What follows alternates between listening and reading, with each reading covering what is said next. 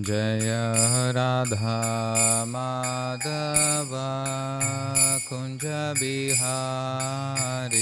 Jaya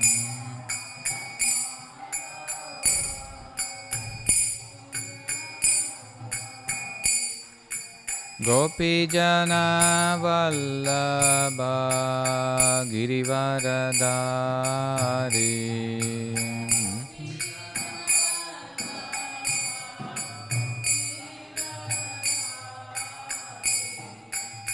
Yashoda Nandana Vrajajana Ranjana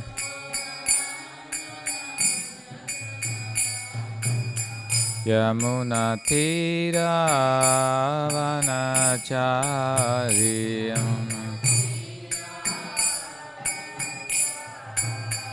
Yamuna Tira Vanachari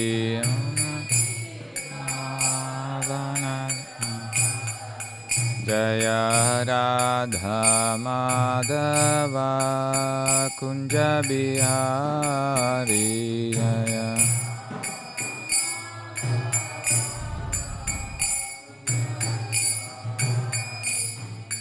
Gopi Jana Vallabha Girivaradari Gopi Jana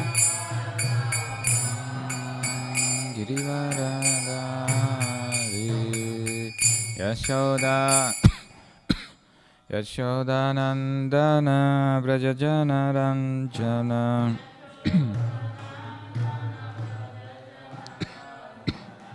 Yamuna Tira Vanachari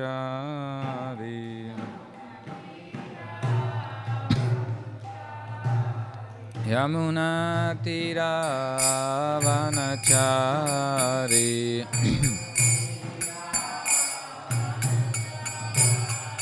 Jaya Radha Madhava Kunja Bihari Jaya Radha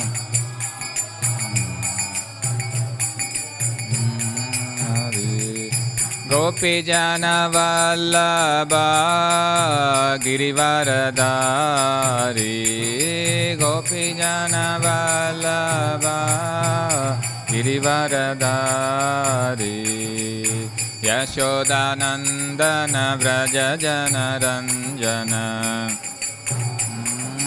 Vrajajana Ranjana Yamuna Tira Vanachari Yamuna Tira Vanachari Jai Om Vishnupad Paramahamsa Parivajakacarya Ashtotra Sadasya Śrīmad His Divine Grace A.C. Bhaktivedanta Swami Śrīmad Prabhupada Ki Grantaraj Śrīmad Bhāgavatam Ki Samaveta Bhaktivinoda Ki Janitai Gaur Premanande. All glories to assembled devotees. All glories to assembled devotees. All glories to assembled devotees. All glories to Sri Guru and Gauranga. All glories to His Divine Grace, Srila Prabhupada. Namo Vishnupadaya Krishna Preshtaya Bhutale Srimate Bhaktivedanta Swami Niti Namine Namaste Saraswati Deve Gauravani Pracharine Nirvishesha Shunyavadi Paschatya Deshatarine Om Namo Bhagavate Vasudevaya Om Namo Bhagavate Vasudevaya Om Namo Bhagavate Vasudevaya Narayanam Namaskritya Naram Chaiva Narottamam Devim Saraswatim Vyasam Tato Jayamudira Nashtaprayeshu Abhadreshu Nityam Bhagavata Sevaya Bhagavati Uttama Shloke Bhaktir Bhavati Naishtiki. Today we are reading from Śrīmad Bhāgavatam, Canto 6, Chapter 3, entitled Yamaraja Instructs His Messengers, Text 31. Tasmat Sankirtanam Vishnur Jagan Mangalam Amhasam Mahatamapi Kauravya Vidyaikantika Nishkritam Tasmat Sankirtanam Vishnur Jagan Mangalamanjasam Jagan Mangalamam Hasam Mahatamapi Kauravya Vidyaikantika Nishkritam Tasmat Sankirtanam Vishnur Jagan Mangalamam Hasam Mahatamapi Kauravya Vidyaikantika Nishkritam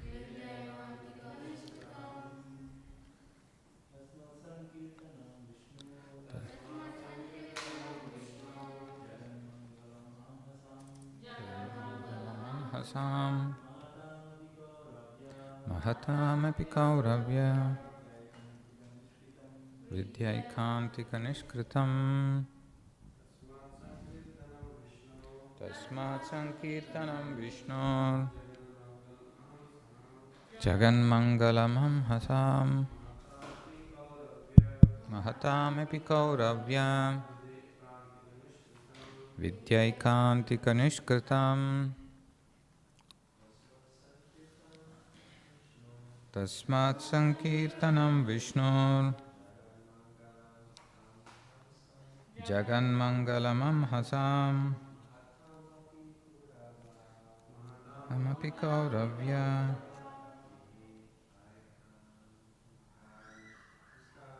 Vidyaikantika Nishkritam Tasmat Sankirtanam Vishnu Jagan Mangalamam Hasam 616 Mahatamapi Kauravya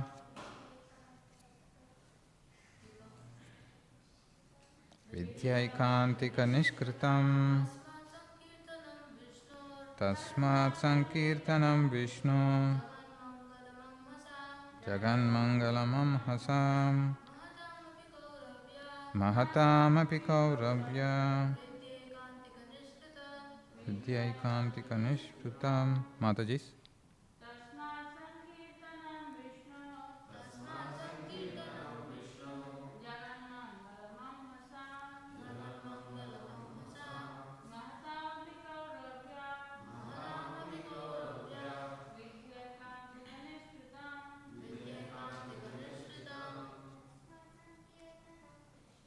Tasmat Sankirtanam Vishnu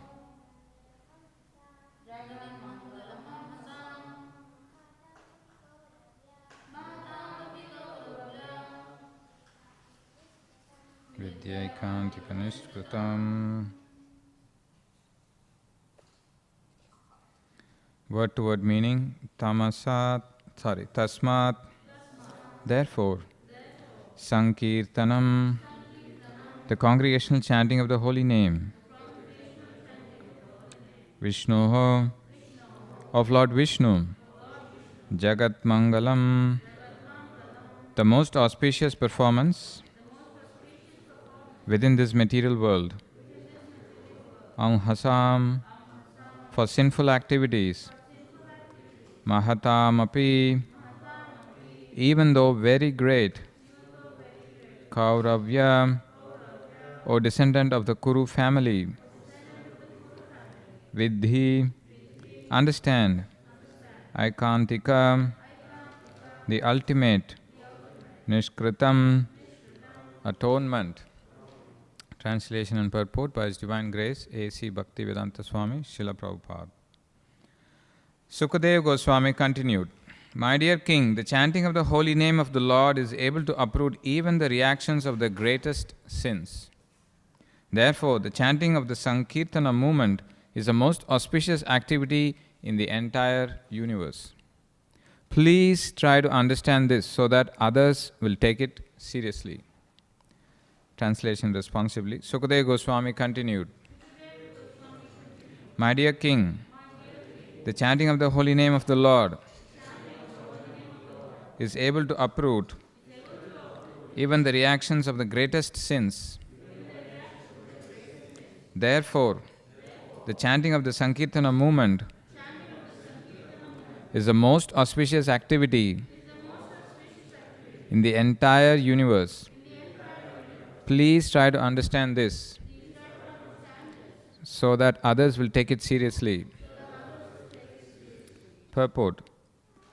We should note that although Ajamila chanted the holy name of Narayana imperfectly, he was delivered from all sinful reactions. The chanting of the holy name is so auspicious that it can free everyone from the reactions of sinful activities. One should not conclude that one may continue to sin with the intention of chanting Hare Krishna to neutralize the reactions. Rather, one should be very careful to be free from all sins and never think of counteracting sinful actions by chanting Hare Krishna mantra, for this is another offense. If by chance a devotee accidentally performs some sinful activity, the Lord will excuse him. But one should not intentionally perform sinful acts.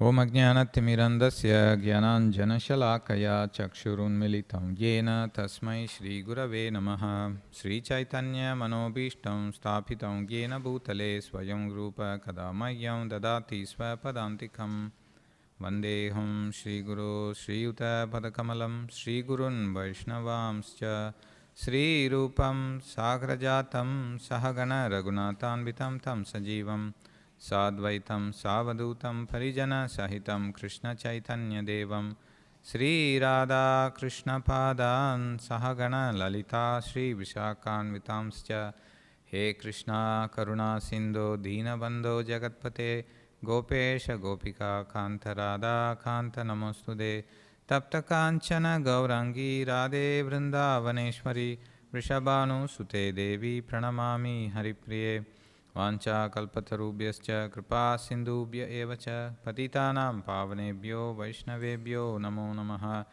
Jai Sri Krishna Chaitanya Prabhu Nityananda Sri Advaita Gadadhar Srivasadi Gaura Bhakta Vrinda.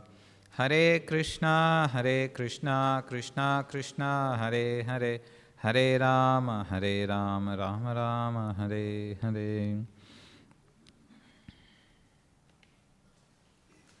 As we have been discussing Śrīmad Bhāgavatam, the previous canto ended with the description of the hellish planets where living entities are put to a lot of suffering. Now this draws the compassion from the heart of Maharaj Parikshit, even though he himself is in a very precarious situation of having to leave the body. But still, he shows his compassion and then he inquires. So this is a sign of an exalted devotee. He is thinking about the welfare of others, even though he himself is in a very precarious condition. So that's how this canto began, with the inquiry of what is the best process? How can the living entities come out of this precarious condition of suffering? What is the process? How do they atone? Just to add a bit of a twist, Sukadeva Goswami tests Maharaj Parikshit. Oh yes, the living entities, they can perform atonement by doing some rituals. After that, they'll be atoned and they'll be alright. But Maharaj Parikshit said, hang on, I have seen living entities. He was a king, so he has experienced. He has seen how living entities, they perform a sin, do an atonement, again go back and do the same sin, again come back and do the atonement. So Maharaj Parikshit said, it's like bathing of an elephant. Manye kunjara sauchavat. So he politely disagrees with that. Then Sukadeva Goswami gives the next alternative. You control your senses, you perform jnana yoga. tapasa brahmacharyena kshamena cha. He quotes that verse and recommends the path of sense control, jnana, detachment, renunciation. That will fix the problem. Maharaj Parikshit was still not convinced, and then Sukadeva Goswami started to describe the process of devotion and the power of chanting the holy name, and that's how the episode of Ajamila was brought into picture. And here, in this particular verse, he begins with the word tasmat, therefore.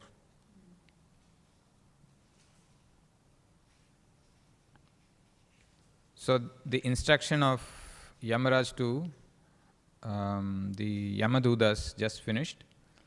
There, the summary of the power of the association, the power of the Lord, His name, how it can neutralize all sinful activities, sinful reactions, sinful desires. All of that was discussed. Then the Vishnudutas also, prior to that, described the glories of the holy name. Having described all of that, Sukadeva Goswami connects it to the theme of atonement. Of all the types of atonement, this chanting of the holy name is the best. That's why we see the amhasam for sinful activities. The sinful activities is qualified by an adjective, very, very great, although very great, mahatam api. So, sinful activities which are very great can be counteracted by this Sankirtanam, congregational chanting of the holy name. Hare Krishna, Krishna Krishna, Hare Hare, Hare Rama, Rama Rama, Hare Hare. So while lecturing on this topic, Srila Prabhupada stresses on this word. It's not just general chanting of any name of the demigod. Here he quotes Vishnu, Sankirtanam of Vishnu. Tasmat Sankirtanam Vishnu. Jagan Mangalam Amhasam. It is a most auspicious performance within this material world. So Sankirtanam is qualified by that it brings auspiciousness, then it eradicates all sinful reactions. If the living entities want to reach that goal of atoning for their sins, then this is the best process. Having said that, he makes the connection to Maharaj Parikshit. You are hearing this, now you take it seriously. Why is it that being said to Maharaj Parikshit is? He is going to face death in few days. For him to have that complete faith, although he has it, by telling him, and Sukadeva Goswami is instructing the others in the audience and also us, that when a leader takes something seriously, then the followers will also take it seriously. In the Bhagavad Gita purports, Prabhupada explains how within a family, the parents are the leaders. The teachers are another kind of leaders. So when they take it seriously, their followers will also take it seriously.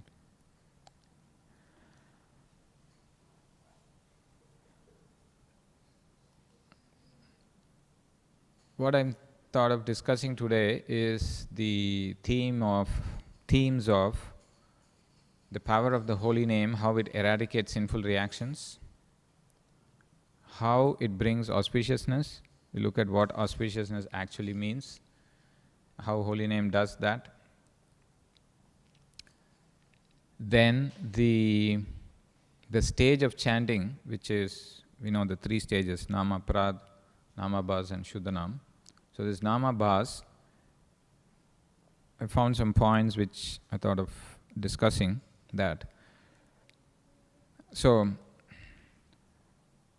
as far as eradication of sinful reactions and the power of the holy name to do that,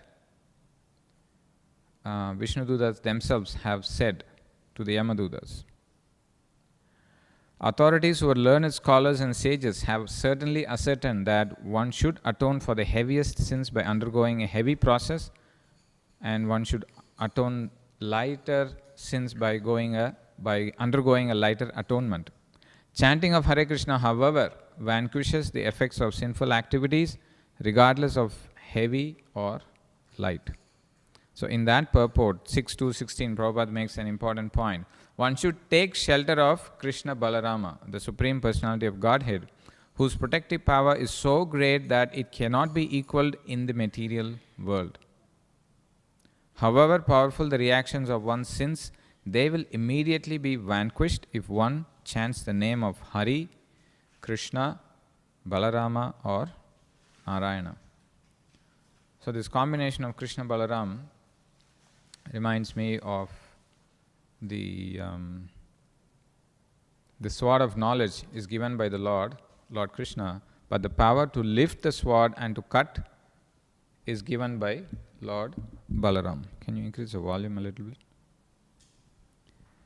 The power to lift the sword and to cut is given by Lord Balaram. And that's how you see the offensive chanting to go. You need to take shelter of a spiritual master, and only then you can move from offensive to clearing and to Shuddhanam. Jnanasim Achyutabala. So to lift the sword of knowledge and to cut and to engage in the devotional process, we need the help of both Krishna and Balaram. Now this theme of how devotional service eradicates sin is discussed in detail in the Nectar of Devotion, which is a summary study of Bhakti Rasamrita Sindhu. We'll touch upon few points from that chapter briefly. So Rupa Goswami describes that the living entity's suffering due to these sinful reactions is of threefold. So you can all remember at least one before you go.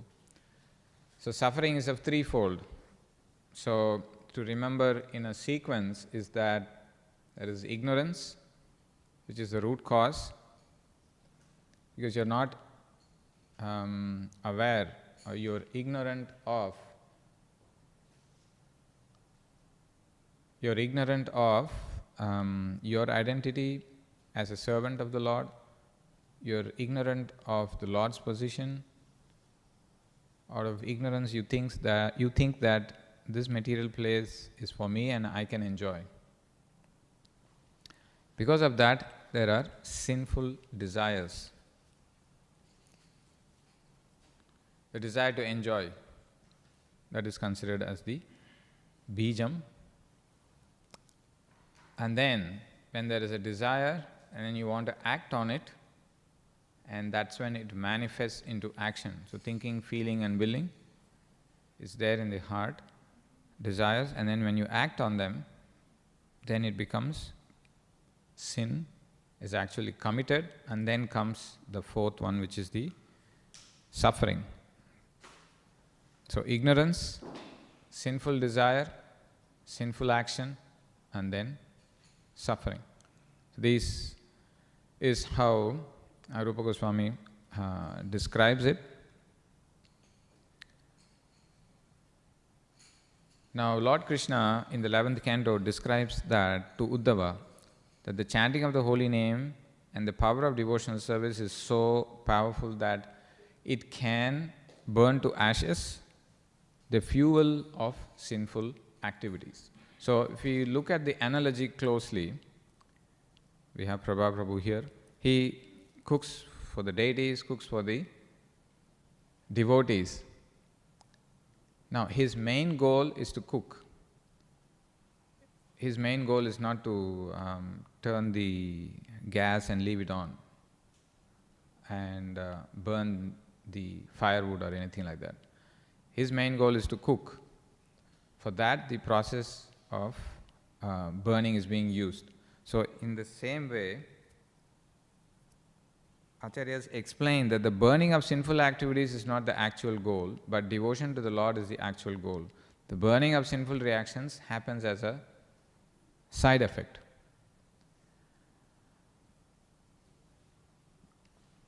So that is one example of eradication of sinful activities. Now, Nectar of Devotion also describes that a person, when he is born in a higher family or in a lower family, that is a manifest result of his pious or impious activities. So what does it mean, manifest or unmanifest? So I am in a particular body, I have some defects. I can't see without the glasses, so that's a defect. I am born with that defect. This is a manifest reaction of my previous pious or impious activities. Now, the power of the holy name is so great that it can eradicate even a manifest sinful reaction. A person born in a lower family can also become elevated by chanting the holy name. For this, the proof is given by the verse from Mother Devahuti inquiring Lord Kapiladeva, and she glorifies the Lord after the inquiry. Now, why do we always quote Shastras as a proof is that Shastras don't keep changing. It's not like you have Bhagavatam and then you have an icon that says updates available, download. No, it never happens. They're fixed. It's like fixed reference, and that's why Shastras are always quoted, and they're coming from the Lord, and they don't have defects. And that's why, even though Srila Rupa Goswami himself is qualified, when he makes a statement, he backs it up with Shastric references. So Mother Devahuti is telling Lord Kapila that you're so glorious that by seeing you, by chanting your holy name, even a person born in a family of dog eaters. So if you look at this, born in a family of dog eaters closely, that is a manifest sinful reaction. So the manifest sinful reactions can be understood when you have a chronic disease, when you have a tough legal problem, when you are born with less intelligence, dull, and or when you are born with an ugly body. So these are all manifest sinful reactions. Lower birth is another one. So here Mother Devahuti is telling, even such persons who are born in a family of dog eaters can perform Vedic sacrifices if they chant your holy name offenselessly. So this is, in the purport, Prabhupada talks about this offenseless chanting and how it elevates. This is 333.6. So Nama Dheya, so that's how it begins. Yan Nama Dheya Shavananu Kirtanat Yat Pravanat Yat Smaranat Api Kvachit Swadopi Sadya Savanaya Kalpate Kutah Punaste Bhagavanu Darshanat. So she uses a kind of a logic to say nothing of the spiritual advancement of the persons who see the Supreme Person face to face. So darshanam of the Lord. Even a person born in a family of dog eaters immediately becomes eligible to perform Vedic sacrifices if he once utters the holy name of the Supreme Personality of Godhead, or chants about him, hears about his pastimes, offers him obeisances, or even remembers him. If you see, all the angas are being described: seeing, hearing, chanting, taking darshan, paying obeisances. That's what Prabhu is doing. Offers him obeisances and even remembers him. So Prabhupada says that the spiritual potency of chanting, hearing, or remembering the holy name of the Supreme Lord is greatly stressed. So in that section, Prabhupada brings about the power of offenseless chanting. To sit in a Vedic sacrifice and to conduct it, you need to be born in a Brahmana family. But here Mother Devahuti is saying that a person chanting the holy name of the Lord is qualified if he offenselessly chants, which means he is fulfilling all the prerequisites for sitting in that place, because he is diminishing, or he has eradicated his manifest sinful reaction of being born in a family of dog eaters. And therefore he can perform Vedic sacrifices.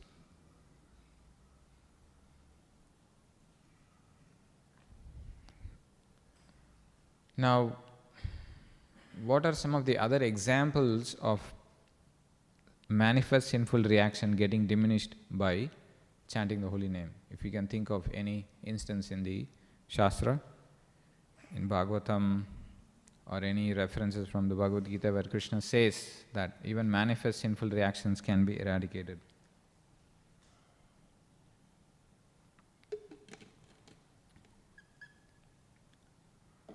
A soul in a non-human body getting elevated by chanting or by hearing. Any instances? Or any other personalities who were born in a very sinful background, they are getting reformed by devotional process. Very good. Mrigari. So can you describe what happens? Mrigari always likes to kill animals, leave them he doesn't kill him, but he tortures them, like he just until the so then they get tortured and then killed. So then one day Narad Muni was coming, and then he saw, and then he was like, he was finding who did all that, because so then he saw Mrigari, and then and then Narad Muni told him, why are you doing that? And then he's like, because all my ancestors do it, everyone does it, so I also do it. So here's the point: he's born already in a family of hunters. Yeah, and then Narad Muni tells him that, like, if your ancestors do it, then you don't have to do it. And then he's like, because I have to sustain my family, so then what should I do? Then Narad Muni said, you can do, there are also other works.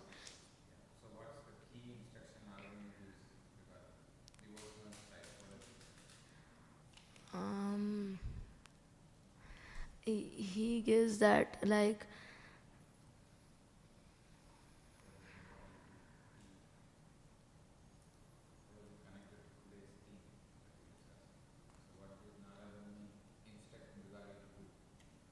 he told him to chant the name of like Mara Mara Mara. He asked Mrigari to chant the holy name, and Mrigari was so sinful that the word Rama he could not utter.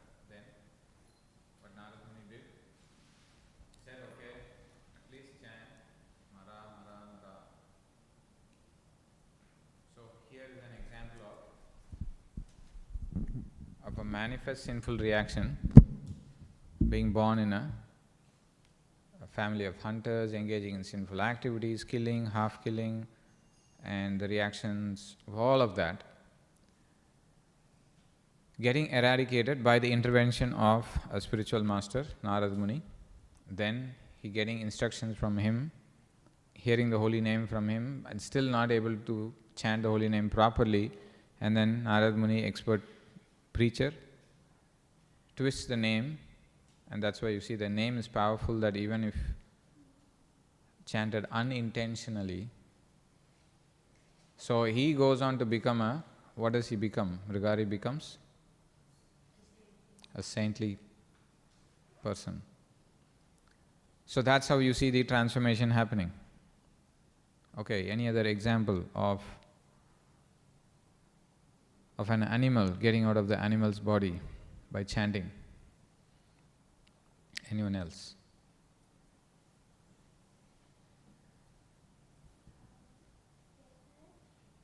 Jada Bharat, okay.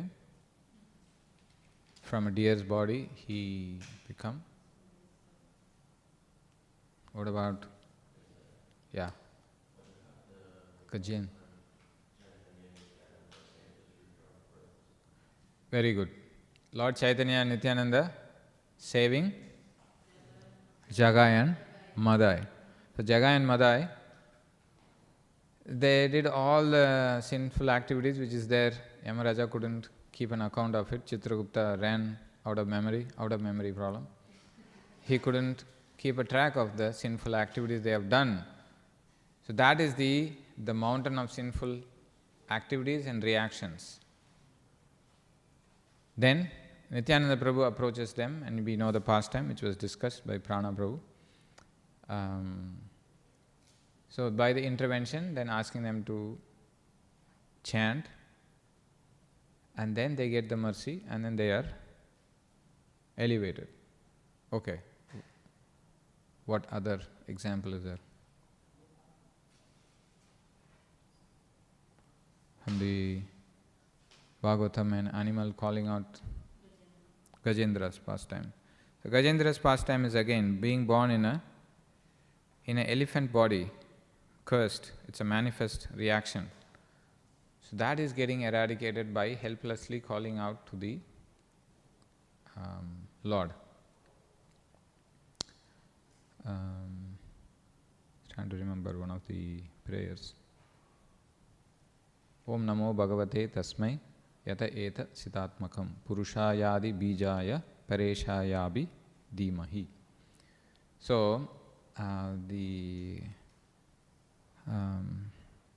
Gajendra pleads to the Lord in a helpless situation, and despite the fact that the crocodile is crushing his leg and the blood is coming out, he is almost at the verge of losing his life. When Garuda comes and he sees the Lord at the distance, he picks a flower and offers to the Lord. And it is said that the Lord was feeling Garuda was not going fast enough, and so sends the chakra ahead. Chakra goes, cuts the head of the crocodile, so both are getting delivered by calling out to the Lord in a helpless situation. Okay. Any example from Chaitanya Charitamrita? Animals in the Jharkhand forest getting delivered by hearing the chanting of none other than Sri Chaitanya Mahaprabhu.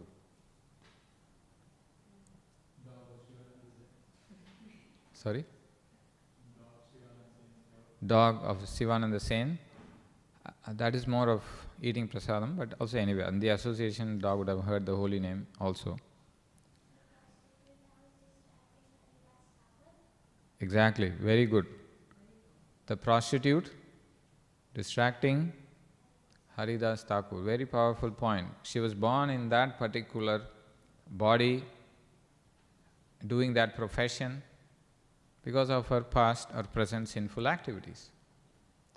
All she does was to seduce Haridas Thakur, goes to his kutir, sits and shows different poses. But Haridas Thakur is fixed in chanting. As a byproduct, she didn't go with the intention to get purified. She had a different intention, but just by hearing the holy name from the mouth of Namacharya, created a transformation in the heart, and of course she did start chanting. So that's a manifest sinful reaction getting eradicated and transforming in the same life. And so after that she gives her wealth to the Brahmana, shaves up the same place where Haridas Thakur chanted. She has tulsi plant and she sits and she chants. Haridas Thakur leaves the town and goes to a different place. Very good. Another example in Chaitanya Charitamrita that came to my mind, which I saw, is Mahaprabhu, when talking to Chand Kasi is a Muslim ruler, he says that your followers are chanting Krishna, Rama and Narayana. So the moment Mahaprabhu hears these words from Chand Kasi's mouth, he says, you are glorious, your sinful reactions are eradicated because you have chanted the name of Krishna, Rama and Narayana. So Chand Kasi is getting complaints about Mahaprabhu. So when describing the situation to Mahaprabhu, this is what it says. I know that Narayana is the supreme god of the Hindus and I think you are the same Narayana. This I feel within my mind. This is Chand Kasi telling Mahaprabhu. Then Mahaprabhu is moved. After hearing the Kasi speaking so nicely, Sri Chaitanya Mahaprabhu touched him and smilingly spoke as follows. The chanting of the holy name of Krishna from your mouth has performed a wonder. It has nullified the reactions of all your sinful activities. Now you have become supremely pure. Because you have chanted 3 holy names of Lord Hare, Krishna and Narayana, you are undoubtedly the most fortunate and pious. So here, imagine the good fortune of Kasi, seeing Mahaprabhu in front of him, being in his presence, and then uttering the holy name unintentionally, and Mahaprabhu touches him and then gives him this famous statement about how you are pious, you are elevated, because you have said 3 names of the Lord, Hare, Krishna and Narayana.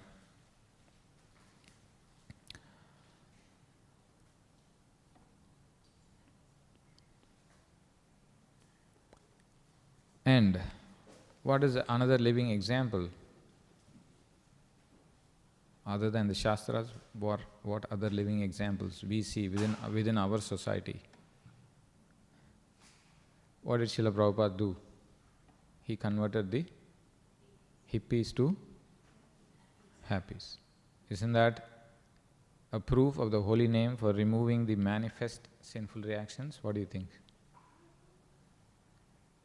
So, from different backgrounds, he grows to the west. He sees people from different backgrounds, so that's how he sings. The place is filled with Rajo and Tamoguna. And I have complete faith in the holy name, and I have complete faith in the power of Śrīmad Bhāgavatam. Rajas Tamo Guner, forgot the prayer, the Markine Bhagavad Dharma. And his other prayers, he will say that this is a place, it's like the headquarters of Maya, where passion and ignorance are very prominent and the people are overcome by this. If you so desire, my Lord, you can take them out. I have complete faith in the power of your holy name and the power of Śrīmad Bhāgavatam. And then he does it later on when devotees asked, who gave us the piety? Prabhupada says, I gave you the piety. And then he transforms it, and a few days ago the concept of magician was discussed, and when Prabhupada was challenged, this is my magic, transforming all the hippies into happies. So there also we see the manifest sinful reaction getting removed by the chanting of the holy name.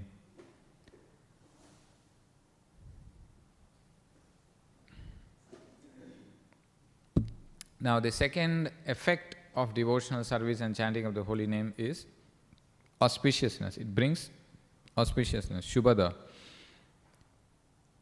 Now, I heard Balram Shakti Prabhu describing Nectar Bhakti Rasamrita Sindhu as a book of definitions. It defines what auspiciousness means. It defines what pure devotional service means. It defines what is sinful reaction, what is the root, everything. The definitions are there, you can't get it wrong. So what does auspiciousness mean? If we want to qualify something as auspicious, it has to meet 4 criteria. It must benefit everyone. So that's what here we are saying, Jagan Mangalam Anjasam.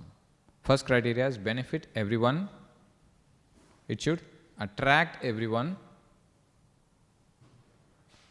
Third, it must produce good qualities. And fourth is, it must bestow supreme happiness. Okay, let's see who's got it right. What's the first one? Okay, hold on. Okay. First one is benefit everyone. What is the second one? After benefit, you attract. Okay. Then after attracting,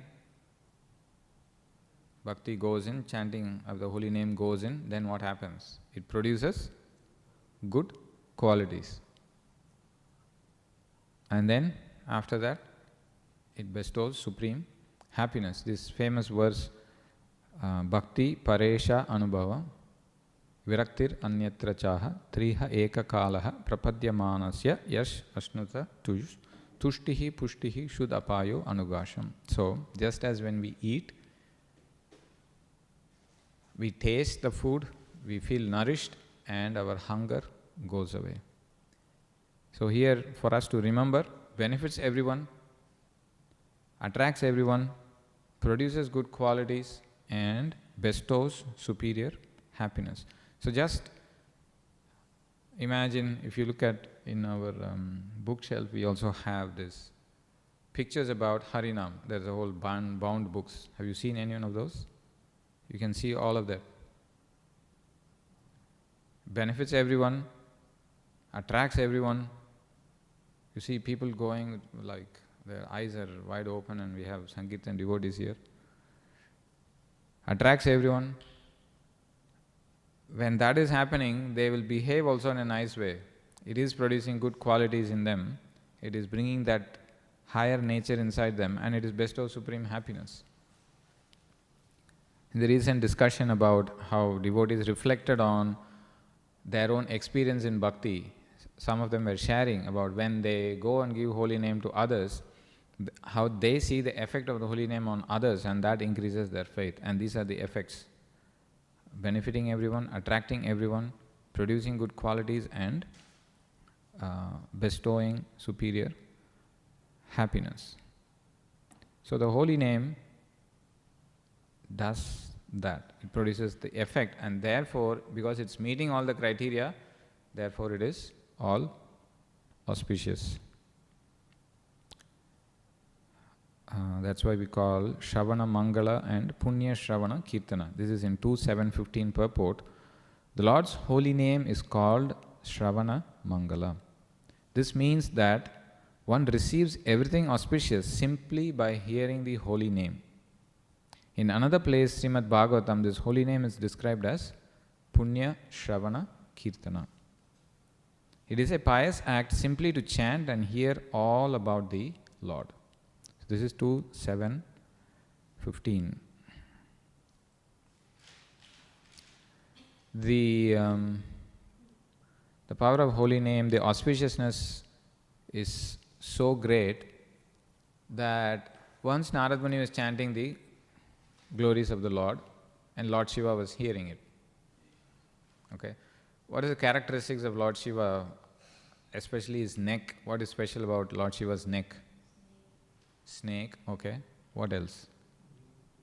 It's blue in color.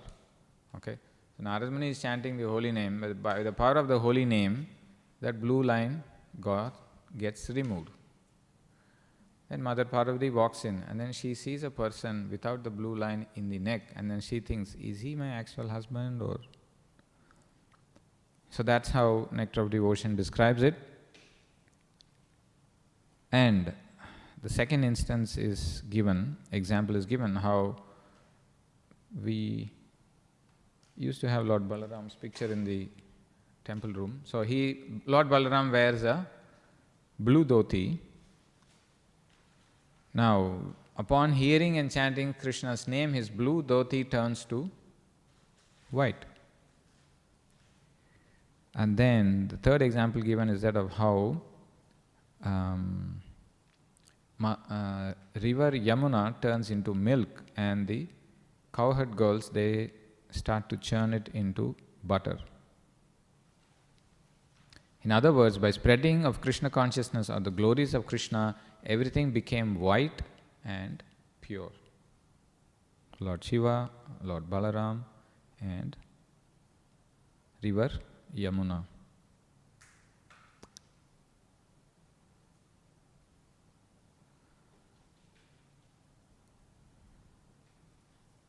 Now, this bestowing of superior happiness, so happiness are also of three kinds, where you get happiness from material things, happiness from merging into the existence of the Lord, and then the happiness derived through bhakti. So there are different gradations, and chanting of the holy name is of the highest category of happiness.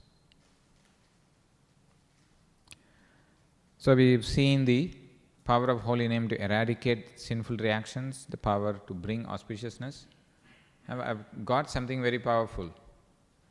Okay, so let me use this and still continue my sinful activities. Anyway, holy name is a big eraser. I can erase it. You see devotees having pencil and eraser. I've got the big eraser, holy name. I'm doing sinful activities, I use the eraser and erase. So this tendency is something which is very offensive.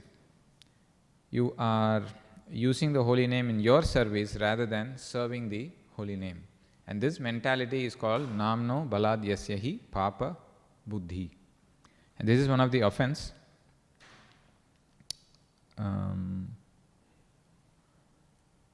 And this tendency, even Mahaprabhu doesn't tolerate, and he warns Jagai and Madai. When delivering them, he makes a warning. Whatever sinful actions you have done, that's reactions I am counteracting. But be very careful not to do them again. So that's what he says, and he warns. I'll read the section from His Holiness Satsvarup Maharaj's Japa Reform Notebook. When Jagai and Madai were forgiven of all their sins as they took the holy name, Lord Chaitanya also said, "But now no more sins. Whatever you have done is of no consequence, so you don't have to bother about it. But no more. Now chant Hare Krishna and be peaceful." So this mentality is being condemned by Mahaprabhu himself. And that is what Prabhupada discusses in the purport also. This tendency to consider the holy name to be mundane and to use the holy name to overcome one's commit sinful activities and then use the holy name to counteract the sinful activities and the sinful reactions. Again go back and do the same thing. This mentality of using the holy name as a means to come out of sinful reactions should be avoided. Now, this particular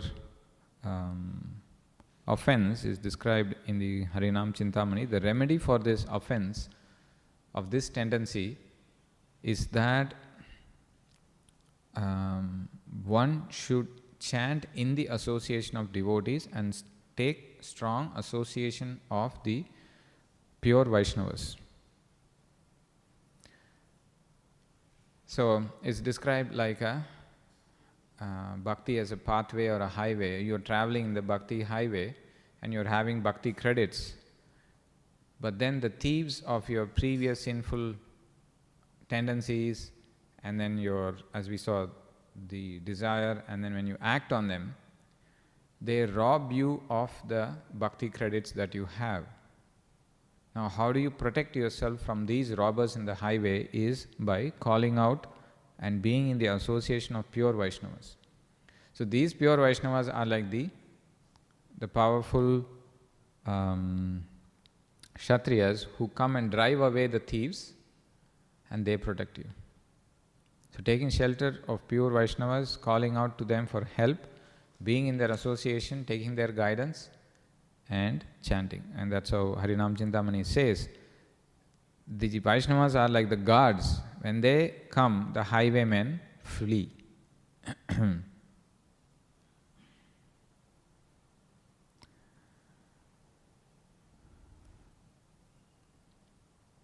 Now the final bit I wanted to touch upon is the stage of clearing, or nama bhasa stage, where you're not offensive, but you're trying to move from offensive stage to pure, but then there is an intermediate stage which is nama abhas, which is like a reflection. So abhas is described as a dim light. So holy name is bright light, Shuddhanam. Then abhas is like the dim light. So what is covering this holy name from manifesting its full potency? Harinam Chintamani describes that there is a fog and there is a clouds. The fog is that of ignorance, which we saw earlier. The fog of ignorance. So you're ignorant of the power of the holy name. You're ignorant of the nature of the holy name. You're ignorant of the nature of the Supreme Lord. You're ignorant of your position, your actual position as a servant of the Lord. And you're also ignorant of the process. You are thinking that the process of chanting and the goal which the chanting is going to give me are different. You're ignorant of that. You're thinking that these two are different. Whereas the process and the goal are the same. Now the remedy of the fog of ignorance is that one must understand the tattva of the holy name. So the holy name is not a mundane sound vibration. Harinam Chintamani describes that the holy name is Suddha Sattva. It is in Suddha Sattva. The Lord, His form, His name, His qualities, His abode, they are all in the Suddha Sattva platform, and they cannot be contaminated by the material modes. So one has to have this Tattva Gyan, and one has to have a clear understanding that the process of chanting will lead me to pure chanting. The process and the goal are the same. It's not that I will chant to get material benefits, which is enjoyment, tendency, which is bhoga, or I will chant the holy name to get myself liberated from this material world, which is the tendency to become a tyaga, bhoga tyaga. We don't use the holy name for either one of these.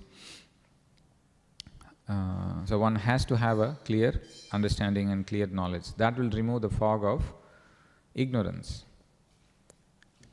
Then there is the cloud of anarthas, where you have an inner thirst for material objects. You want to get them, accumulate them, and you have a thirst to enjoy through material things. So that's one anartha.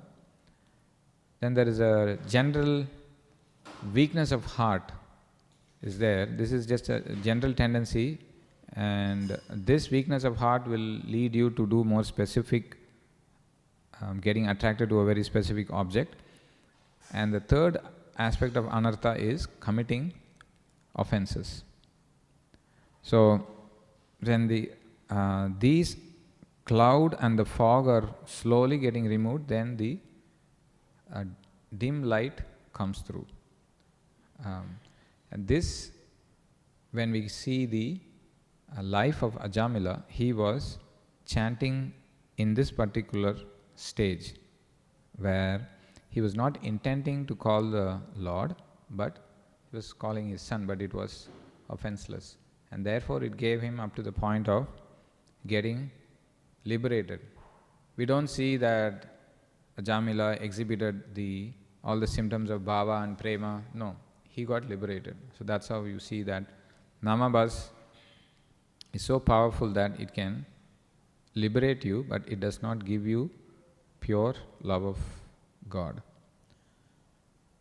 Now, there is a description of the distinction between the abhas. There are two kinds of abhas, the dim light. One is the light is coming from the source, but it is very dim, and the other one is a reflection of the light as you're seeing it. Now, out of these two, the direct light which is coming but it is dim, that is more potent, and if one is in that particular stage, the holy name will actually remove that, and when you chant consistently, Anudinam Adarat, that's how Nectar of Instruction says. Even if my tongue is affected by jaundice, I will constantly, daily chant the holy name, and then this dim light is called as Chaya, that will remove further blocks. But the other one, which is the Pratibimba, the reflection is something that you have to avoid, because in the reflection you may think that you have got the pure name, but you are maintaining your material desires and you are using your holy name to achieve that. That's the bhogya. Or the other aspect of reflection is the tendency to think that I will attain Brahman and I will merge with the form of the Lord using the holy name, which means I am thinking that the goal and the process are different. The two tendencies of bhoga and tyaga come from this, thinking that the goal and the process are different. And this particular tendency of thinking that I will merge in the form of in the effulgence of the Lord using the holy name, and I will enjoy the material world using the holy name, and these two have to be definitely avoided. It is said that when you chant like that, then that particular tendency will increase. So it should be avoided. For that we need to have guidance of the spiritual master and the other Vaishnavas. Now, how do I put all of this into my daily japa practice? I've understood a lot of theory. How do I put it into practice? His Holiness Satyanandan Maharaj, he says that one has to chant. Before chanting, one has to enter into that awareness of relationship with the Lord. Enter into the awareness of that relationship with the Lord. For that he says that before chanting every day, you can repeat these statements or like affirmation statements. So Maharaj says, chant with the Sambandha Gyan. Sambandha Gyan means what is my relationship, who am I, who is Lord, what is my relationship with the Lord, and what is my relationship with the material world. So, because we're doing it as, I thought I'll say the statements and you can repeat. So these statements you can repeat before you begin a japa to enter the awareness. I am an atomic particle of consciousness, and Krishna's eternal servant. I am an atomic particle of consciousness and Krishna's eternal servant. Krishna is the infinite conscious entity and my only master. Krishna is the infinite conscious entity and my only master. The material world is a prison house meant to reform my absent-minded tendencies. The material world is a prison house meant to reform my absent-minded tendencies. So this is how we practically put into practice what you have learned. By saying this, entering into the awareness of relationship with the Lord, and Maharaj urges us to infuse your practice with this connection, thereby avoiding the offense. So you don't think that I can enjoy the material world, you don't think that I can become one with the Lord. All of that is getting eradicated. Only thing is we must remember to make these affirmations and enter into this awareness before we begin our japa or kirtana also. Alright, I'll summarize quickly. We saw the effect of the holy name, how it eradicates manifest sinful reactions, unmanifest, all of that. We saw how it bestows auspiciousness. Then we saw the tendency to use the holy name to remove sinful reactions, and finally we saw the Nama Bas stage, looking at the clearing stage of chanting. Conclude here and see if there are any questions on what we discussed, or any comments.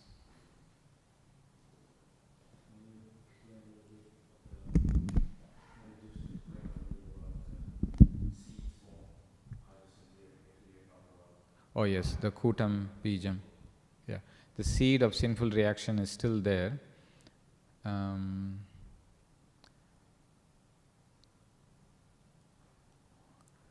Now, the reactions are in two forms. One is manifest and the other one is unmanifest. So manifest, we talked about how there is a body that I already have is a manifest. So what Prabhu is asking about this unmanifest form, it is there in the form of a seed.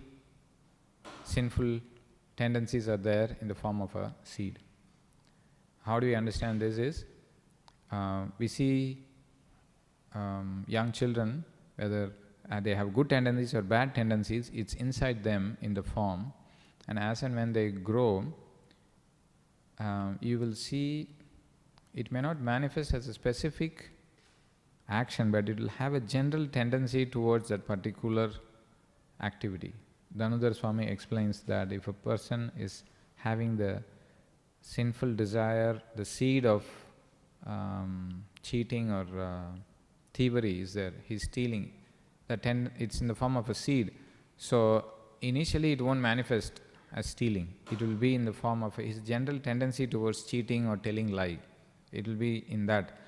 And further, when it manifests, it will be in the form of actually doing the activity of stealing, thievery.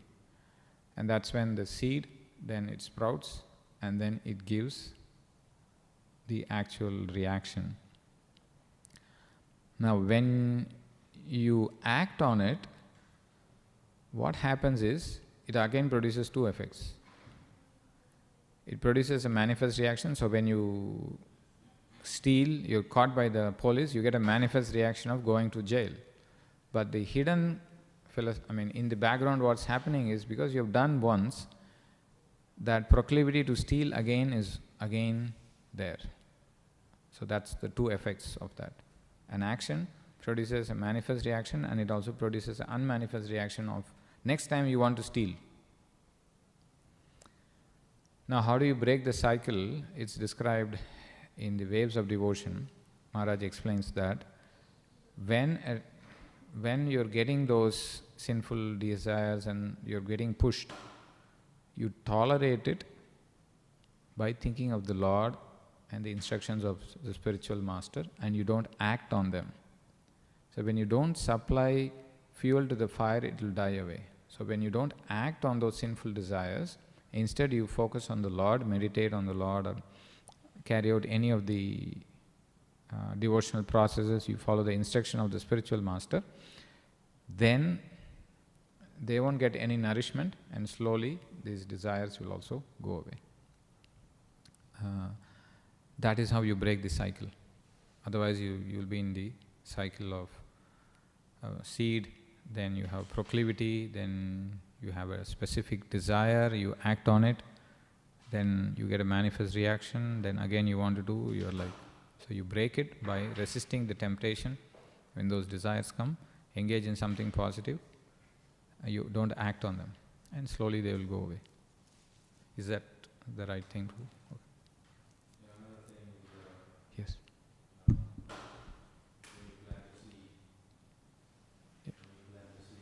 Yes.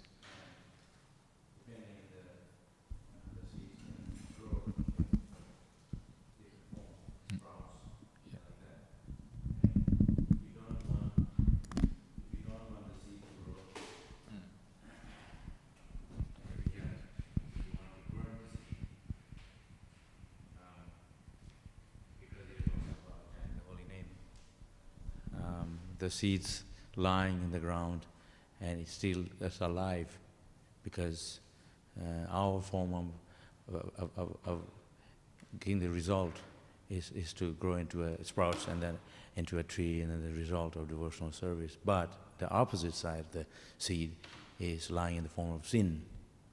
So if you want to burn up the completely burn the seed of sin, is through chanting holy name. So sometimes the seed's still lying there, and we think it's dead, but it's still lying there, as it's not burnt up yet. So I know we used to do fire yagya in Mayapur, and they use the same fire yagya to light the fire the next day. So they still have a little bit of fire inside, so it's not a big endeavor to start the fire again, because it's a big hassle. So that fire is already inside. So similarly, the seeds lying there, even though we're chanting, but like you were talking about different stages of chanting, so it's not burnt away. So to be able to completely burn the seeds away, then we have to check, actually, are we burning the seeds or not? So that's developing the taste. Are we developing the stage of chanting? You hear sometimes devotees say, I'm chanting for so many years, I haven't felt the ecstasy, because we are mixing the offenses. They're not clarifying. So the seed's still lying. So to completely burn the seeds away, you have to check it, poke on it and see if it's burned or not. It's ashes, totally gone. That in the form of a seed lying there, but we have to make sure that's actually seed is not going to sprout, to make sure that it's ashes. That's that pure chanting form. Like I was just saying, you already explained it, I just explained a little bit. Thank you.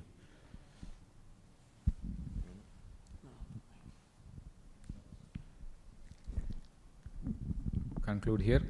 You have a doubt, Mother? The last you mentioned that before chanting we should go in that mood. So what was that lines that we go, from where we can get that? I can send it to you. Grantaraj Śrīmad Bhāgavatam ki jai, Srila Prabhupada ki jai, Samaveda Bhaktivinoda ki jai.